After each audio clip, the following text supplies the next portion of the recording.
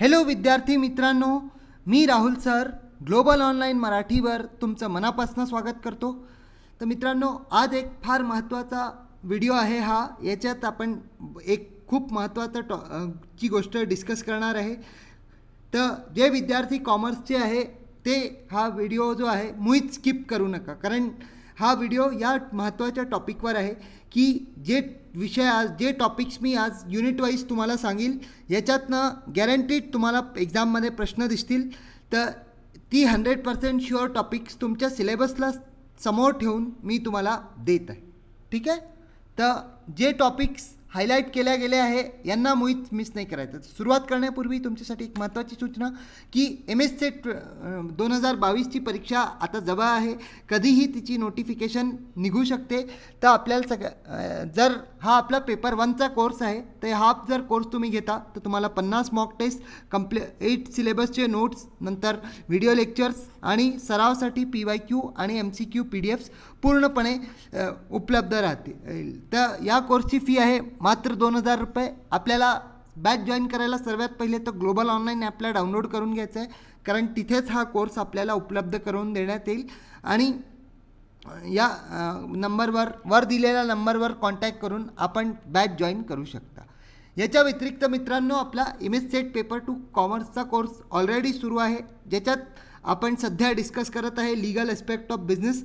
तर हाही जर तुम्ही कॉमर्सचे विद्यार्थी आहेत तर हा कोर्स आपल्यासाठी खूप बेनिफिशियल आहे. तर याच्यात हा जर घेता तर तुम्हाला कंप्लीट व्हिडिओ लेक्चर्स, कंप्लीट सिलेबसचे नोट्स, नंतर मॉक टेस्ट, PYQs पूर्णपणे स्पष्टीकरणसहित, नंतर doubt clearing session, marathon session आणि कंप्लीट पेपर 1 पूर्णपणे फ्री भेटणार आहे. पेपर 2ची कोर्सची सगळ्यात मोठी विशेषता की पेपर 2 सोबत जो पेपर 1 आहे तो पूर्णपणे फ्री आहे.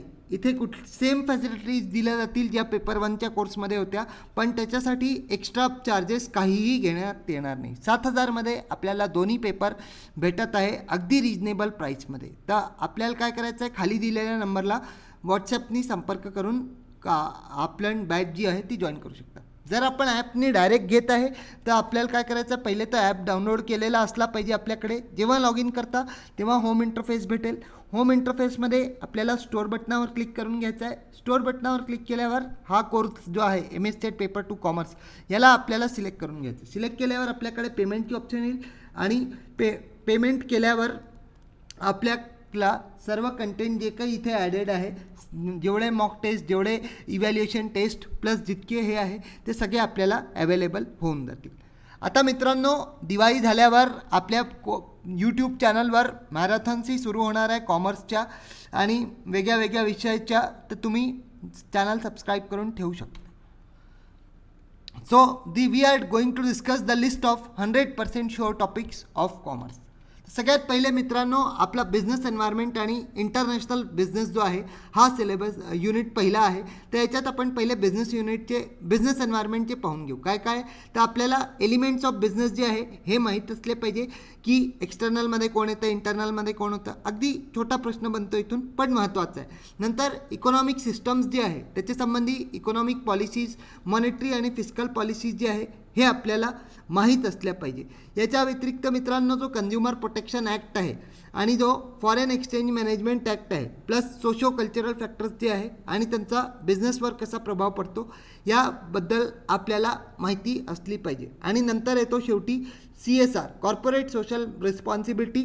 आपल्या बिझनेस एन्व्हायरमेंटच्या फोल्डरमध्येही हा आपल्याला उपलब्ध राहील. कॉर्पोरेट सोशल रिस्पॉन्सिबिलिटी खूप डिटेलमध्ये, ज्याच्या संबंधी आपले काय काय मॉडेल्स आहे ते मॉडेल्स जे आहे ते खूप महत्त्वाचे आहे. तर हे आपल्याला लक्षात ठेवायचं. याच्या व्यतिरिक्त इंटरनॅशनल बिझनेस मित्रांनो ही डबल इम्पॉर्टन्स, म्हणजे जेवढी फॉरेन एक्सचेंज फॉरेन हे आहे बिझनेस एन्व्हायरमेंट, तर त्याच्यापेक्षा इंटरनॅशनल बिझनेस जास्ती महत्त्वाची. कारण याच्यात आपल्याला मित्रांनो जे मोड्स ऑफ एंट्री आहे हे लक्षात ठेवायचं आहे. मोड्स ऑफ एंट्री नंतर जितके पण सिद्धांत आहे आंतरराष्ट्रीय व्यापाराशी संबंधित, तर यांना आपल्याला लक्षात ठेवायचं आहे. आणि नंतर जे आहे टॅरिफ आणि नॉन टॅरिफ बॅरियर, याच्यातला प्रश्न जो आहे ते बॅरियर्सचे जे प्रकार आहे याच्याबद्दल आपल्याला जाणीव असली पाहिजे. आणि फॉरेन ट्रेड पॉलिसी, तर फॉरेन ट्रेड पॉलिसी जी आहे ही आपण 2020 ते 25 जी आहे 21 ते 25 जी आहे ही आपलीला रिसेंट पॉलिसी आहे. तर याच्या संबंधी फक्त एक ओव्हरव्ह्यू जरी असला तरी आपल्याला चालते. पण जे सिद्धांत आहे, जे मोड्स ऑफ एंट्री आहे आणि जे आपण मल्टी स्टेजेस ऑफ इंटरनॅशनलायझेशन वगैरे पाहतो, हे आपल्याला पूर्णपणे माहीत असलं पाहिजे. आता येतो पलीकडचा भाग, ज्याच्यात फॉरेन डायरेक्ट इन्व्हेस्टमेंट आहे, फॉरेन पोर्टफोलिओ इन्व्हेस्टमेंट आहे आणि FDIचे प्रकार जे आहे, प्लस FDIचे फायदे आणि तोटे काय आहे हे आपल्याला माहीत असले पाहिजे. म्हणजे दोन्ही देशाला, जिथे करत आहे तिथेही आणि जिथून करत आहे त्यालाही, म्हणजे होम आणि होस्ट कंट्रीच्या बाबतीत. नंतर balance of payment. Balance of पेमेंटमध्ये आपल्याला अमाऊंट जे आहे, जितकेही प्रकारचे त्याचे कंपोनेंट्स आहे, कॅपिटल अकाउंट आहे, करंट अकाउंट आहे, रिझर्व्ह अकाउंट आहे, तर हे सगळं कुठे कोण येतं, कशात काय येतं हे आपल्याला पूर्णपणे माहीत असलं पाहिजे. नंतर येतो रिजनल इकॉनॉमिक इंटिग्रेशन. ते free trade agreement, custom union, political union, economic union, ते जे लेवल्स आहे हे आपल्याला माहीत असले पाहिजे. नंतर आता येतो रूट लर्निंगवाला पार्ट. रूट लर्निंगवाला पार्ट म्हणजे जे पूर्ण रेटाफिकेशन बेस्ड आहे. अगदी सोपा विचारतो आहे त्यातनं. युरोपियन युनियनची मीटिंग्स कुठे होतात, नंतर त्याचा हेडक्वार्टर काय, कोणत्या वर्षी आला, तर हे छोटे छोटे म्हणजे हे जे युरोपियन युनियन आहे, Asian association of south east Asian nation, Asian आहे, नंतर सार्क आहे, नाफ्टा आहे, तर याच्यात काय आपल्याला यांची नावं, यांचे उद्दिष्ट आणि यांचे वर्ष आणि हेड ऑफिस कुठे आहे आणि कोणकोणते देश याचे मेंबर्स आहे, मेंबर आणि ऑब्झर्वर जे आहे हे आपल्याला माहीत असले पाहिजे. कोण कोण याच्यात मेंबर आहे, किती मेंबर्स आहे आणि किती ऑब्झर्वर आहे आणि कोण आहे, हे सगळं आपल्याला माहीत असलं पाहिजे. इयर ऑफ स्टॅब्लिशमेंट आणि हेडक्वार्टर आणि ऑब्जेक्टिव्ह हे जे आहे हे आपल्याला या युनिटमध्ये, हा जो लास्ट 2 लाईन्स आहे रिजनल इकॉनॉमिक इंटिग्रेशनवाले, हे आपल्याला लक्षात ठेवायचे. त्याच्या व्यतिरिक्त मित्रांनो, वर्ल्ड ट्रेड ऑर्गनायझेशन गॅरंटेड याच्यातनं क्वेश्चन वस्तू बनतो आणि प्लस त्याचे जे ॲग्रीमेंट्स आहे, गॅट्स आहे, ट्रिप्स आहे, याच्याबद्दल आपल्याला डिटेल माहिती असली पाहिजे. नंतर अजून एक जे IMF आहे, वर्ल्ड बँक आणि IMF, हे सुद्धा फार महत्त्वाचं आहे. आणि अनकॅड यांच्या फुल फॉर्म्सही आपल्याला लक्षात ठेवायचं. कधी कधी अगदी सोपा क्वेश्चन विचारतो की फुल फॉर्म काय आहे म्हणून, तर हे सगळ्या गोष्टी ज्या आहे हे आपल्याला लक्षात ठेवायचे. IMF आणि वर्ल्ड बँकसुद्धा आहे, हे आपल्याला पाठ करून घ्या, कारण याच्यातनं डायरेक्ट क्वेश्चन किंवा थोडासा डीपमध्ये IMF जे वर्ल्ड बँकचे ग्रुप्स आहे, मेंबर्स आहे, IBRD, IDA वगैरे, इथूनही बनतो. याच्यानंतर मित्रांनो येतो accounting and auditing. Accounting and ऑडिटिंगमध्ये जे अकाउंटिंगच्या संकल्पना आहे, जे प्रिन्सिपल्स आहे, त्याच्यातनं प्रश्न येतो.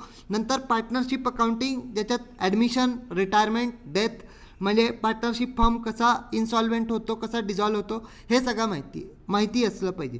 म्हणजे न्यूमरिकल क्वेश्चन जो आहे तो पार्टनरशिपमधनं विचारला जातो. नंतर कॉर्पोरेट अकाउंटिंगमध्ये सुद्धा इश्यू ऑफ शेअर्स कसे इश्यू केले जातात, फॉरफिचर कसं होतं, नंतर रिइश्यू करायचं आहे शेअर्सला तर कसं केलं जातात. मग नंतर पलीकडचा भाग येतो मर्जर आणि एक्विजिशन काय असतं, अमलगमेशन काय असतं, रिकन्स्ट्रक्शन ऑफ कंपनीज काय असतं, हे सगळं आपल्याला माहीत असलं पाहिजे. मग होल्डिंग कंपनीच्या अकाउंटची आपल्याला बेसिक जाणकारी असते तरी चालेल.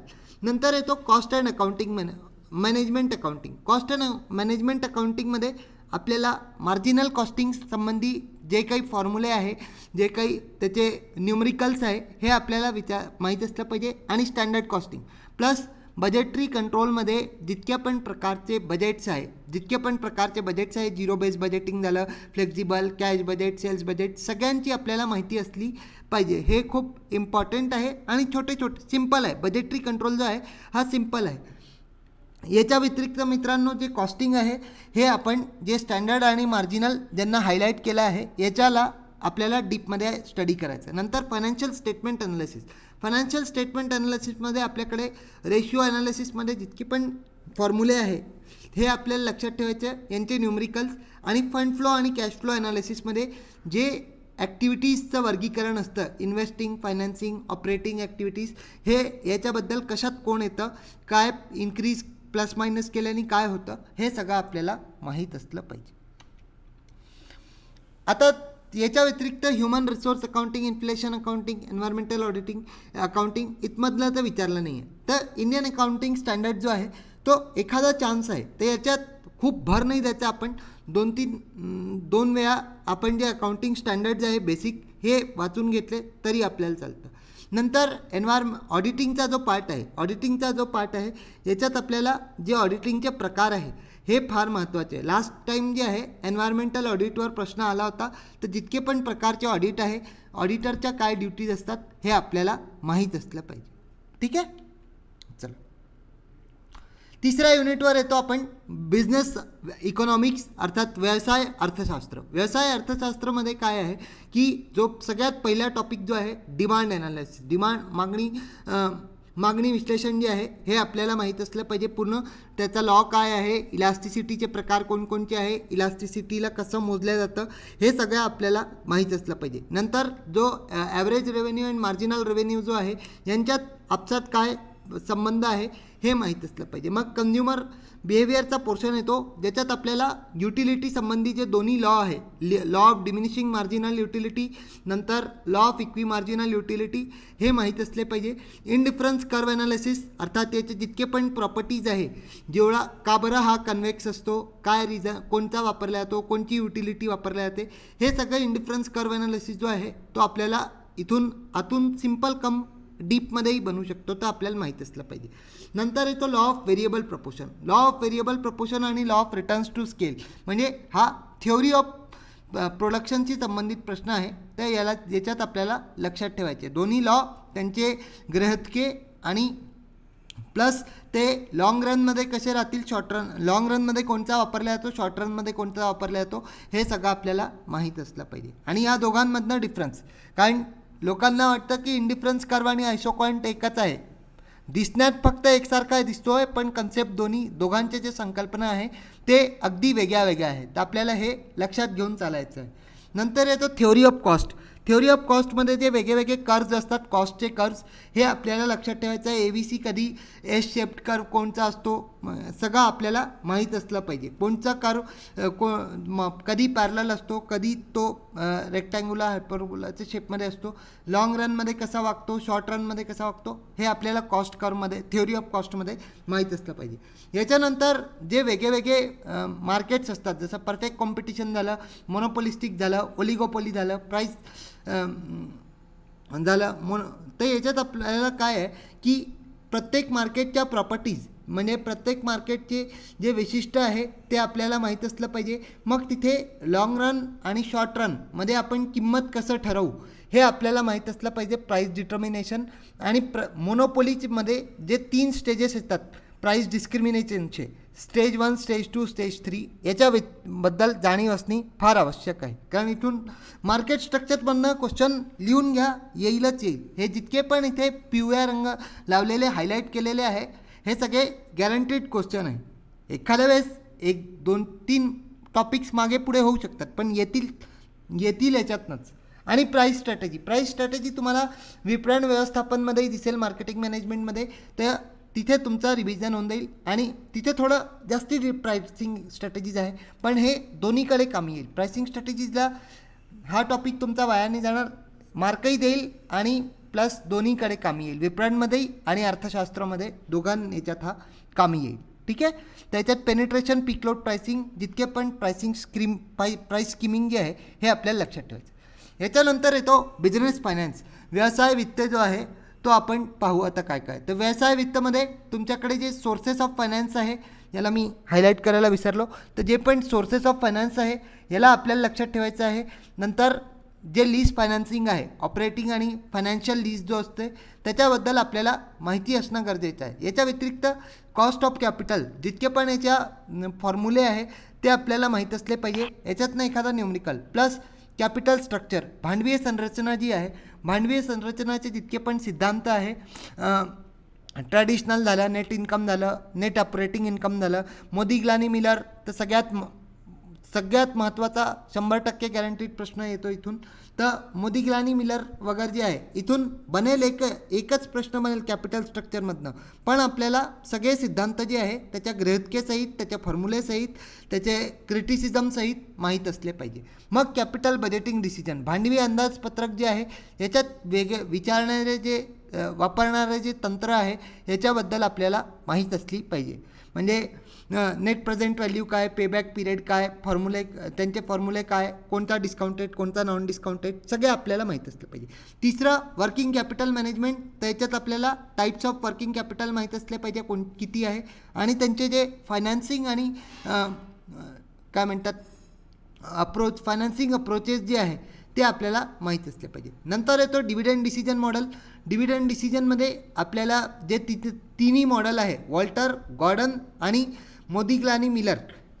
वॉल्टर, गॉर्डन आणि मोदिग्लानी मिलर जे आहे या तिघांबद्दल आपल्याला माहीत असली पाहिजे पूर्ण डिटेलमध्ये. फॉर्म्युला, गृहीतके आणि मॉडेल काय आहे त्याच्याबद्दल आपल्याला माहीत असली पाहिजे. आणि एखादा यांचा मूड बनला तर यालाही विचारू शकतात. लिंटर मॉडेलला सुद्धा हे विचारू शकतात, म्हणून हे 4 तर आपण नक्की धरून चालू. एक मिनिट. नंतर इंटरनॅशनली मॉनिटरी सिस्टम इथे नाही, पण जे एक्सचेंज रेट मार्केटमध्ये ज्या प्रकारच्या रिस्क असतात त्यांना हेजिंग म्हणजे जिथे डेरिव्हेटिव्हचा कन्सेप्ट येतो तर इथून आपल्याला विचारलं जाऊ शकतं. आणि जे ADR आणि GDR आहे यांचा आपल्याला अंतर आणि अर्थ जो आहे तो माहीत असला पाहिजे. चल पुढे चालूया आपण. पलीकडते येते व्यवसाय आकडेवारी, बिझनेस स्टॅटिस्टिक्स. तर बिझनेस स्टॅटिस्टिक्समध्ये आपल्याला जितके पण सेंट्रल टेंडन्सी आहे इथे सुद्धा महत्त्वाचे आहे फॉर्म्युले आणि त्याचे विशिष्ट म्हणजे प्रॉपर्टीज जे आहे. नुसतं फॉर्म्युले अर्थमॅटिक मीन, जॉमेट्रिक मीन, हार्मोनिक मीन काय आहे असं माहीत असून चालणार नाही. त्यांचे फॉर्म्युले, त्यांचे प्रकार आणि त्यांचे वैशिष्ट्य जे आहे हे आपल्याला माहीत असले पाहिजे. सेंट्रल टेंडन्सीमध्ये मग मेजर्स ऑफ डिस्पर्सनमध्ये आणि कोरिलेशन रिग्रेशन इथून प्रॅक्टिकली एक्सपेक्टेड असतो, पण थेओरी प्रश्नही विचारला जाऊ शकतो. तर म्हणून कार्ल पियर्सनचा जो कोरिलेशन आहे, स्पियरमॅनचा जो रँक कोरिलेशन आहे, प्लस जे रिग्रेशन संबंधी कन्सेप्ट्स आहे यांचे प्रॉपर्टीज वगैरे जे आहे हे आपल्याला माहीत असले पाहिजे. नंतर येतो टाईप्स ऑफ प्रोबॅबिलिटी डिस्ट्रीब्युशन. याच्यात आपल्याला बायनॉमियल, पॉयझन आणि नॉर्मल डिस्ट्रीब्युशनबद्दल डिटेल माहिती असणं गरजेचं आहे. आता येतं रिसर्च मेथोडॉलॉजीचा पार्ट याच युनिटचा. तर रिसर्च मेथोडॉलॉजीची सर्वात मोठी विशेषता म्हणजे पेपर 1मध्ये तुम्ही डिटेल स्टडी करता याची, तर हा इथे तुम्हाला हेल्प करतो. तर याच्यात आपल्याला रिसर्चचे प्रकार, रिसर्चचे डिझाईन प्लस सॅम्पलिंगचे प्रकार, नंतर सॅम्पलिंग संबंधी ज्या काही टर्मिनॉलॉजी आहे, सॅम्पलिंग एरर काय असतो, स्टँडर्ड एरर काय असतो, प्रोबॅबल एरर काय असतो, सेंट्रल लिमिट थ्योरम जे आहे हे आपल्याला माहीत असलं पाहिजे. नंतर जे हायपोथेसिस टेस्टिंग आहे याच्यात आपल्याला सारे टेस्टेसचे फॉर्म्युले प्लस टेस्ट काय आहे, कशासाठी, कोणत्या सॅम्पलसाठी कोणती वापरली जाते, पॅरामेट्रिक आहे, नॉन पॅरामेट्रिक आहे, हे सगळं माहीत असले पाहिजे. जे टेस्टबद्दल जितके पण टेस्टचे नावं आपल्या याच्यात मेन्शन आहे यांची बेसिक प्लस अझम्पशन जे आहे हे आपल्याला माहीत असणं गरजेचं आहे. ठीक आहे. तर टी टेस्ट, जेड टेस्ट, काय स्क्वेअर टेस्ट, अनोवा टेस्ट वगैरे जे आहे हे आपल्याला सर्व माहिती असणं गरजेचं आहे. आता येतं युनिट नंबर 6 व्यवसाय व्यवस्थापन आणि मानव संसाधन व्यवस्थापन, बिझनेस मॅनेजमेंट अँड HRM. तर याच्यात आपल्याला एक तर फंक्शन्स ऑफ मॅनेजमेंट इथून तर विचारत नाही, पण आपण याला माहीत असली पाहिजे. मग ऑर्गनायझेशनल स्ट्रक्चर. ऑर्गनायझेशनल स्ट्रक्चरमध्ये जे आहे, एक मिनटं, जो फंक्शन्स ऑफ मॅनेजमेंट आहे त्याच्यात एक टॉपिक लक्षात ठेवा की कोणत्या व्यक्तींनी कोणते फंक्शन्स दिलेले आहे. जसं हेनरी फ्युएलचे फंक्शन्स वेगळे आहे, कोन्सो डोनाल्डचे फंक्शन वेगळे आहे, लुथर ग्लुईकचे फंक्शन्स वेगळे आहे. तर याला आपल्याला लक्षात ठेवायचं आहे. ठीक आहे, फंक्शन्स ऑफ मॅनेजमेंटमध्ये. आणि नंतर ऑर्गनायझेशनल स्ट्रक्चरमध्ये जे फॉर्मल आणि इनफॉर्मल स्ट्रक्चर आहे हे याच्याबद्दल माहिती पाहिजे. स्पॅन ऑफ कंट्रोल जे आहे काय असतं, नॅरो स्पॅन, वाईड स्पॅन काय असतो हे आपल्याला माहीत असले पाहिजे. ठीक आहे. नंतर ऑर्गनायझेशनल स्ट्रक्चरमध्ये जे प्रकार आहे, लाईन अँड स्टाफ, मॅट्रिक्स, हे याच्यातनं उदाहरण देऊन आपल्याला कोणतं स्ट्रक्चर वापरलं जातं आहे हे विचारलं जाऊ शकतं. नंतर प्रेरणा आणि जे नेतृत्वाचे सिद्धांत आहे हे सर्वात महत्त्वाचे आहे. नंतर येतो कॉर्पोरेट गव्हर्नन्स आणि बिझनेस एथिक्स. आपल्या वेळी जे हे एक पूर्ण विषय राहायचा, पण इथे आपल्याला फक्त बेसिक जाणीव जी आहे कॉर्पोरेट गव्हर्नन्स आणि बिझनेस एथिक्सची ते असणं आवश्यक आहे. ठीक आहे. नंतर मानव संसाधन व्यवस्थापनात आपल्याकडे जे ह्युमन रिसोर्स प्लॅनिंग आहे, मानव संसाधन नियोजन प्लस भरती आणि निवड याच्या बद्दल, रिक्रुटमेंट, सिलेक्शन आणि जे ट्रेनिंग आहे, ट्रेनिंगला मी हायलाईट करायला विसरलो, जो ट्रेनिंग आहे, ट्रेनिंग आणि डेव्हलपमेंट याच्यातनं आपल्याला माहिती असली पाहिजे. प्लस नंतर येतो कंपेन्सेशन मॅनेजमेंट, की कंपेन्सेशन कसं दिलं जातं, आणि जे जॉब इव्हॅल्युएशन आहे. इथे मेन्शन तर फक्त जॉब इव्हॅल्युएशन आहे सिलेबसमध्ये, पण जॉब संबंधी जितके पण टर्म्स आपण डिस्कस केले आहे, job enlargement, job analysis, job description, specification, enrichment, ते सगळं माहिती आहे तुम्हाला. तर त्याची आपल्याला कन्सेप्टची जी माहिती आणि दोन कन्सेप्टमधला फरक जो आहे तो माहीत असणं गरजेचं आहे. ठीक आहे. मग परफॉर्मन्स अप्रेझल याला तर मुळीच मिस नाही करायचं, कारण इथून विचारला जातो उदाहरण देऊन किंवा प्रॉपर्टी स्टेटमेंट वाईज क्वेश्चन देऊन आपल्याला इथून परफॉर्मन्स अप्रेझलमधनं प्रश्न जो आहे तो विचारला जातो.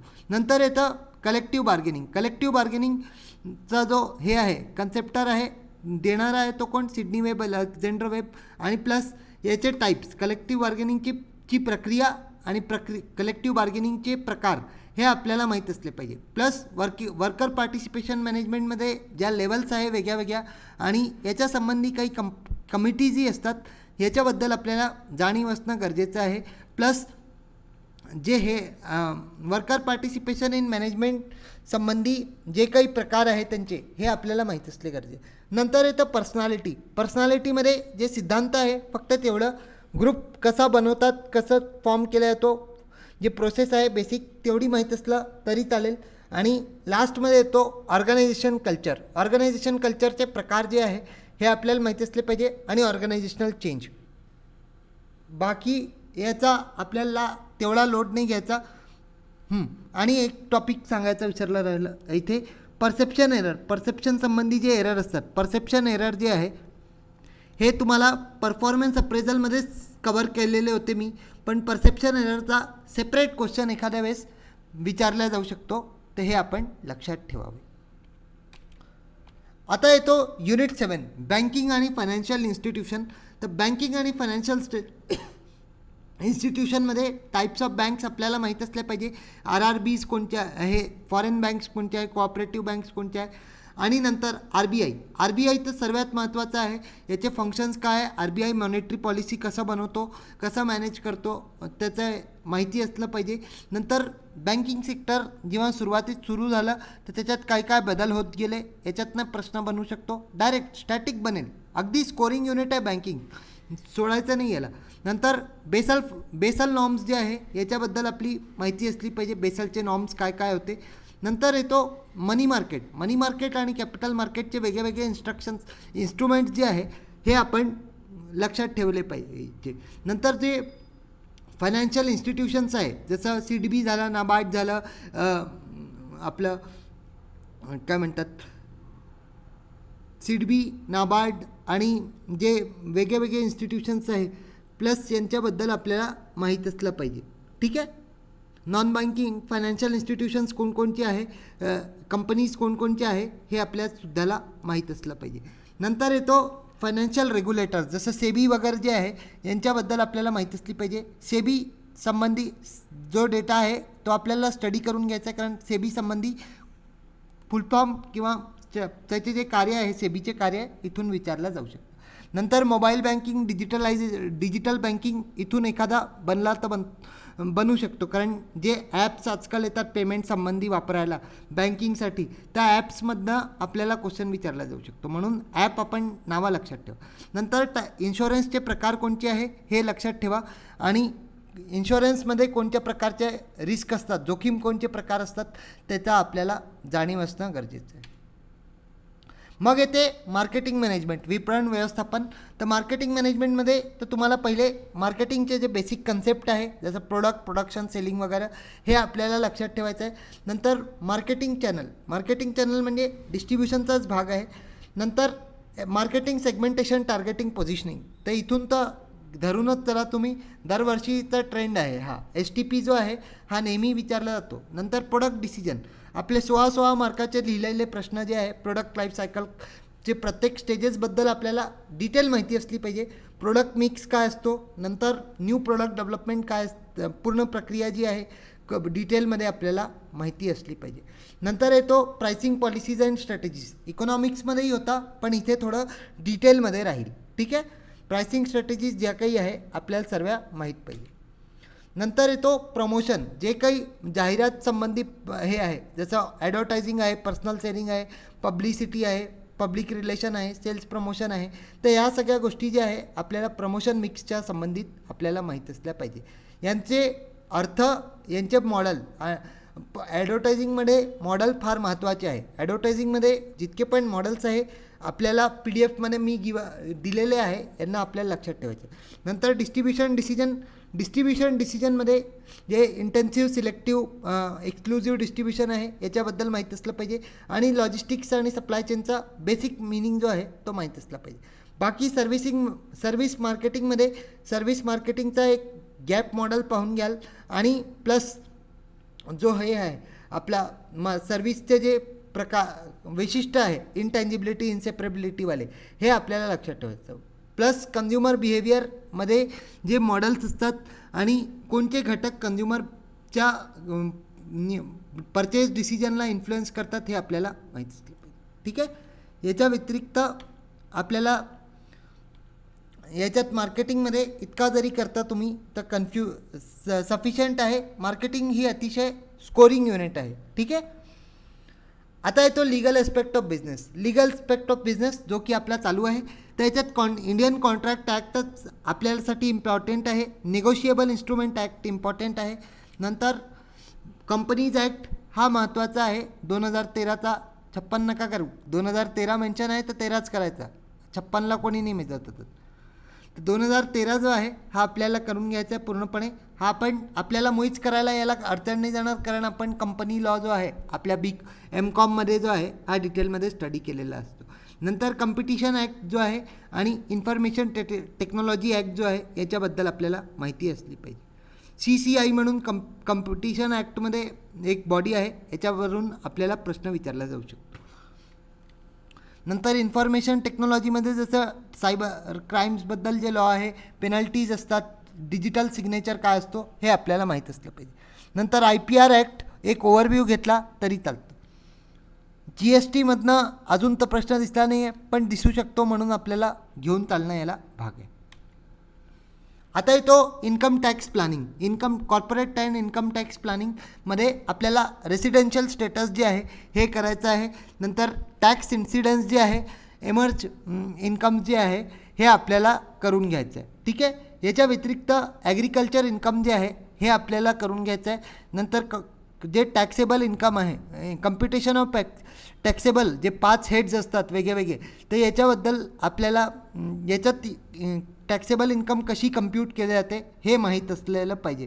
प्लस जी असेसमेंट ऑफ इंडिव्हिज्युअल इन्कम जे आहे हे आपल्याला माहीत असलं पाहिजे. नंतर येतो इंटरनॅशनल टॅक्सेशन, डबल टॅक्सेशन आणि टॅक्स अवॉइडन्स, याच्याबद्दल आपल्याला माहीत असली पाहिजे. आणि ट्रान्सफर प्राइसिंग काय आहे हे सुद्धा महत्त्वाचं. नंतर आपण जेव्हा कॉर्पोरेट टॅक्सच्या साईडला येतो, कॉर्पोरेट टॅक्समध्ये आपल्याला टॅक्स अवॉइडन्स वर्सेस टॅक्स एव्हिशन काय आहे हे आपल्याला माहीत असलं पाहिजे. नंतर मेक ऑर बाय डिसिजन जे आहे याच्याबद्दल माहिती पाहिजे. आणि जितके पण डिडक्शन आहे टॅक्समध्ये ते सगळे लक्षात असले पाहिजे. जितके पण डिडक्शन आहे, collection of tax at source आहे, हे सगळे ॲडव्हान्स पेमेंट आहे, फायलिंग आहे, इन्कम टॅक्स रिटर्नची कशी केली जाते याच्याबद्दल आपल्याला माहिती असली पाहिजे. सो हे टॉपिक्स आहे. खास करून जे येलो केलेले आहेत ते वाटलं तर तुम्ही व्हिडिओ पॉज करत नोट करून घ्या, पण याच्यातनं एकही टॉपिक आपण स्किप करू नका, कारण आपल्याला नंतर महाग पडू शकतो. कारण आता वेळ थोडा आहे आणि या टॉपिकवर आपल्याला जास्ती पुनरावृत्तीची आवश्यकता आहे. ठीक आहे. जास्ती आपल्याला हे टॉपिक्स रिवाईज करून घ्या व्यवस्थित. चांगल्या ज्यांनी विद्यार्थ्यांनी सिलेबस कवर केला आहे ते रिवाईज करून घ्या. आणि प्लस चांगली कमांड जे बिगिनर्स आहे, जे स्टार्टर्स आहे सिलेबसचे, ते आपण पहिले या टॉपिक्सला नक्की करून घ्या, कारण इथून प्रश्न दिसेल म्हणजे दिसेलच. So that's all in today's video. I hope आपल्याला सगळे 100% शुअर टॉपिक्सची लिस्ट मी दिली आहे, तर यांना पक्का करा. काही अडचण आली तर आपल्या बॅचेस सुरू आहे आणि ज्यांना जे ग्रुप मेंबर्स आहे त्यांनाही ही PDF जी आहे आत्ता भेटून जाईल. चला. So that's all. Thank you. Bye.